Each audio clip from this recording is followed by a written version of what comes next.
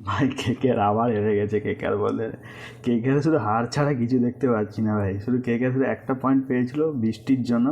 কারণ কেকেআর কিন্তু পরপর হেরেই চলছে বলতে গেলে ভাই। গ্রিন কিন্তু অনেক দিনের পর একটা মানে ব্র্যাক করলো, কাম ব্যাক করলো, কিন্তু বেকার ভাই। 55 বলে 79 রান করেছে, কিন্তু কেউ ওটা সাপোর্ট করছে না কেকেআর। কেকেআর যদি কোনো ব্যাটিং ধরে রান একজন যদি ভালো বানায় তাকে কিন্তু কেউ সাপোর্ট করে না। ঠিক আছে, কোনদিন ধরে রঘুবংশী বানাচ্ছিল, কিন্তু ওকে কেউ সাপোর্ট করছে না, এই জন্য জিততে পারছে না।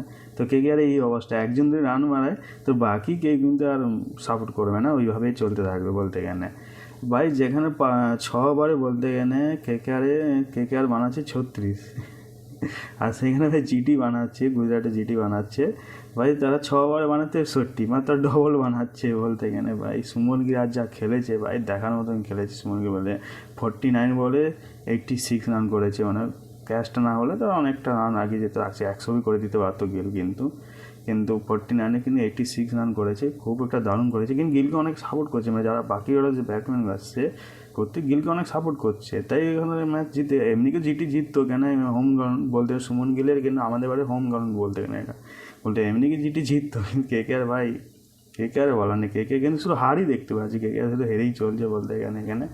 আর শেষ পর্যন্ত কিন্তু দিয়েছিল, শেষ পর্যন্ত কিন্তু যেটা 15 ওভার মধ্যে শেষ হওয়ার কথা সেটা কিন্তু একদম লাস্ট ওভার পর্যন্ত টেনে দিয়ে গেছে। কেকেআর একটা ভালো বল করেছে বলতে গেলে, কেকেআরও ভালো বল করেছে, কিন্তু লাস্ট ওভার পর্যন্ত লেগে গেছে এটা বলতে গেলে। 15 ওভারটা শেষ হওয়ার কথা ছিল, কিন্তু লাস্ট ওভার গেছে, কিন্তু কেকেআর শুধু হার হার দেখা যাচ্ছে, আর কিছু নয়।